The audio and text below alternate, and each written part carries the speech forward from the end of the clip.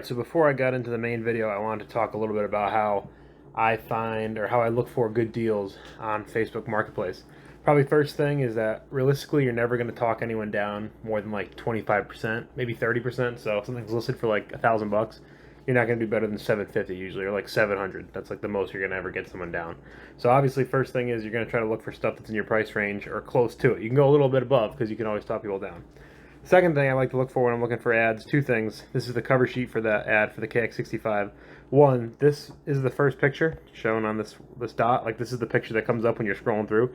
This is an awful picture. So people are buzzing right by this. Like, you can't even really tell like what that bike is, the condition it's in. Like, that's a terrible picture. You can't see anything. So people are just going to keep scrolling right by this. That's good if you're buying it because that means it's been sitting and not many people have hit the guy up. Second thing, you want to see this. This means he's dropped the price. So he started the listing at $1,500. He's already down to $1,300, and he already dropped the price on his own. So if he dropped it that much, there's a good chance he'll keep dropping it. That also kind of shows that they want to get rid of it. Here's another. This is a better picture, and this is number 2. This is the second picture on the ad. So like, this guy should have used this as the main picture. It's way better than that first picture, but regardless, it doesn't show up like this on Facebook. This is what the ad would look like. So there's the third picture. Not a bad picture, but kind of irrelevant. Description, just pretty much saying everything I want to see. 2003 kx65, had some new stuff. And also something else you want to look for when you're looking for a bike or something to buy. Like, you want to look for something that's quirky or off in the ad. In this one, you can see this rear tire seems like it's sitting too low. So that could be a problem or an issue, but then you go to the description, you read along. He has a box of parts to go with it, including the original rear shock. It was blown when I got it. So he swapped the shock. So that's not even really a big deal. It's just a different shock.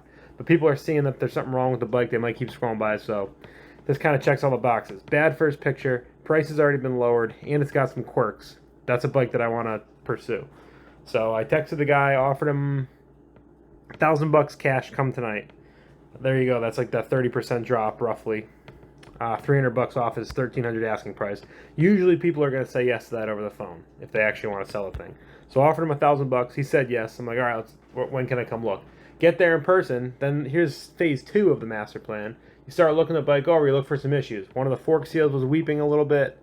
The rear wheel bearing wasn't perfectly tight. Like, just start kind of pointing out stuff that's kind of not perfect on it. You don't want to sound overly interested. I told the guy I'm realistically looking for a KLX110L, which, you know, that's kind of true, kind of not, but whatever. I said I don't even really want this bike, and it's got some issues, but, you know, if you want to sell it, I'll give you $800 now. So there's the kicker, right? I lowballed him over Marketplace.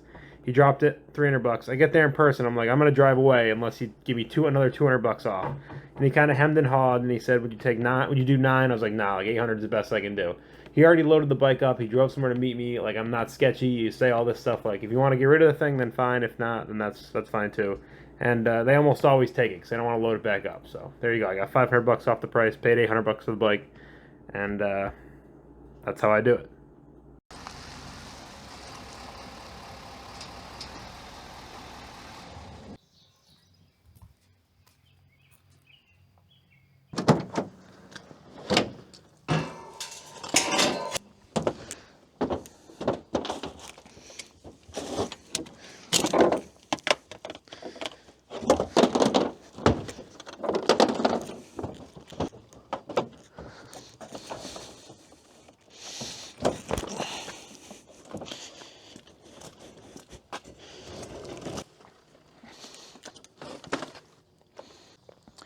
All right, so I was at work and I was pretty bored and I got bit by the bug and I got the itch really bad to get a pit bike for no reason. So I just started looking on Facebook, started lowballing people like crazy, found this, and that's what we got. So I literally just picked this up. I ran it at the guy's house for like 2 minutes. I literally just heard it run for a couple minutes, bought it, and yeah, now I really want to give it a go, give it a ride. So I probably should do stuff like check the oil and stuff, but I also just want to give it a ride. And maybe I should check quick, I guess. That's perfect. I don't know if these have dipsticks. I feel like they don't, but yeah, they don't. So oil in that sight glass, that's good enough, I guess. Gave me a box of parts, spare tube, old chain and stuff, but gave me a triangle.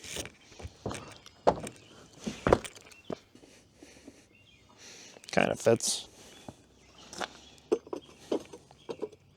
All right, this thing started up pretty good at the guy's house. Let's see if it does the same now. It's cold from when I drove home. It's gonna be one of those things, right, where it ran perfectly. First kick when he started it, but now I try to start, it won't start. Oh no, it runs good.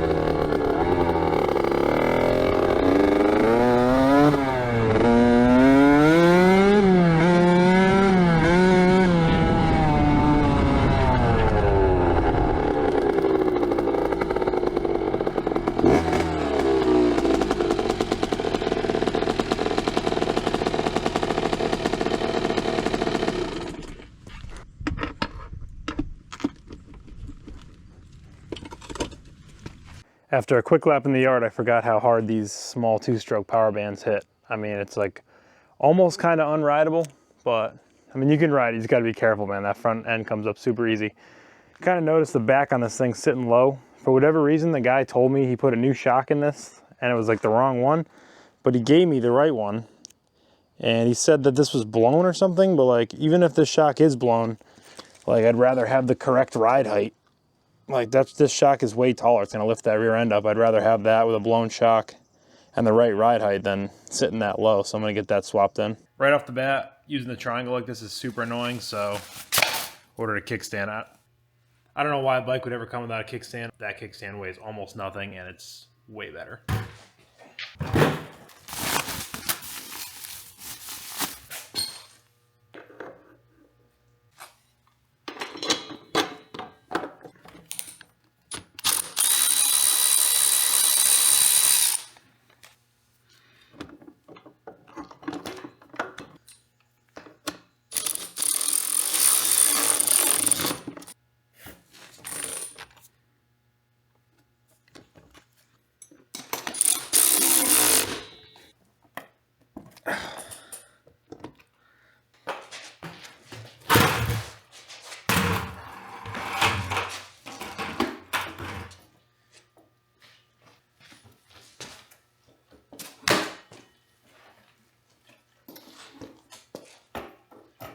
Alright, that's nice. That feels like that kickstand's almost maybe too long. I could shorten it up. I could cut that piece and re-weld it. Looks like it kind of flexes a lot, but it was cheap and it does the job, so better than no kickstand. Alright, so it's way more convenient than before for sure, but I'm noticing, and I kind of already knew this, like the bike rides too low with that aftermarket shock, and because of that, it's kind of leaning like straight up, like it's not leaned over enough, so it feels pretty tippy this way, like it's not staying up by much. So I definitely like having the kickstand, but the next thing I got to do is address how low that rear end sits. I got to bring that up. Hopefully it'll lean back better with the kickstand down. Could shorten the kickstand if I had to, but let's try to get that rear end up. Every time you think it's going to be just two bolts, one on the top, one on the bottom, it's a nightmare. But as soon as you take the shock out, the swing arm falls down and it's like a nightmare. But I want to get that factory shock put back.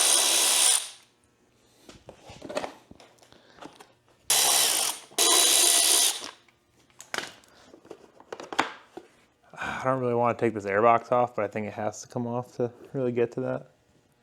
I'm big into putting bolts back when you take them out because I'm the kind of guy that starts these projects and then it sits for 3 months and I have no idea where stuff goes.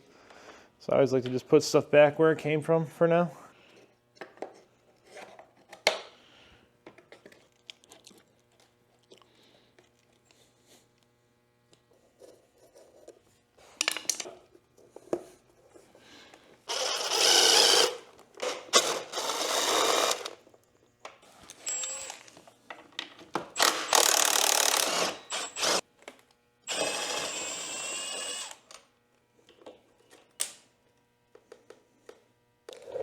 I meant to measure the ride height before I took that shock off, but I looked online that I'm pretty sure the internet said it was sitting like 2 or 3 inches low, which it looked right. That looks more correct about like how these bikes should sit. So I'm guessing the shock that I'm gonna put back in is like another inch taller. If it's that big a deal, if the stock shock is too soft, I might put this one back in, and I'm gonna try to make some kind of shock extender to kind of make up that difference. The problem is every time you do stuff like that, like it messes with the geometry, and like right now, this shock barely fits. And when you lengthen it, like stuff gets messed up. So I'm just gonna try the stock shock and see if that's good enough.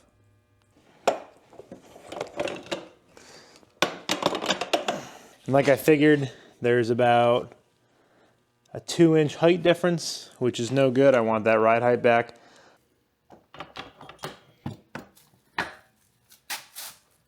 All right, I wrestled the shock back in there. Now I just got to get the air box and the rest of the plastics back on.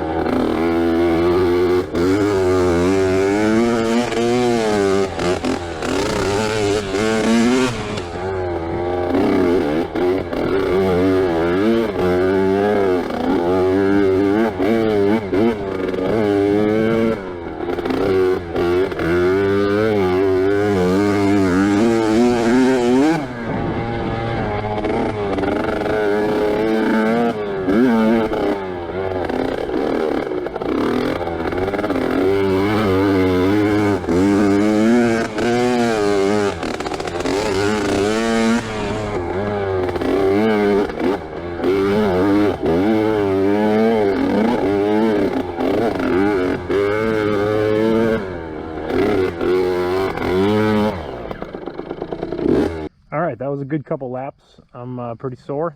It's a little greasy for sure. Feet are a little wet. But it was good. I honestly would keep riding, but I don't know what we got for gas here.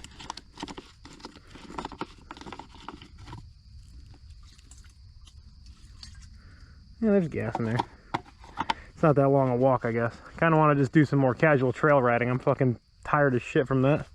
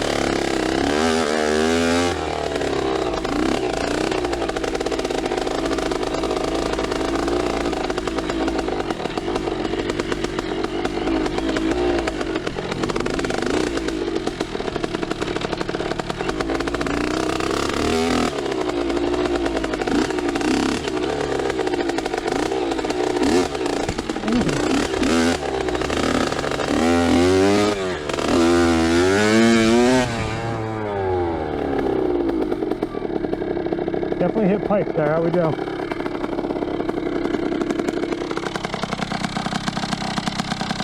think she ate it. Let's go.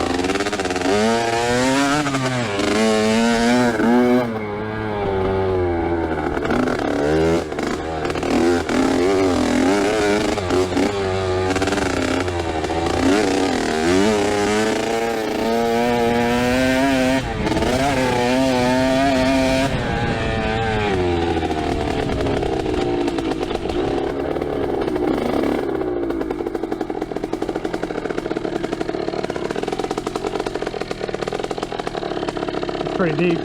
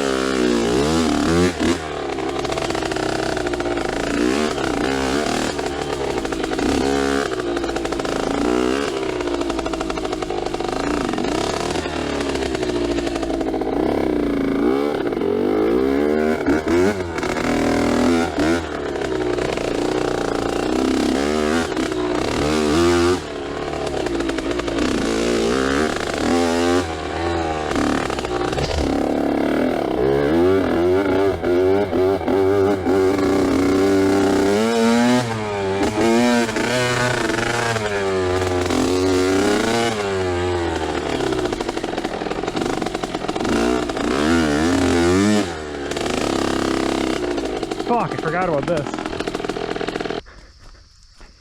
Completely forgot this was blown out. I haven't been back here in a while. God, that is probably too deep. And this is slippery as all hell. Oh, is this it? This goes up to the tracks, right?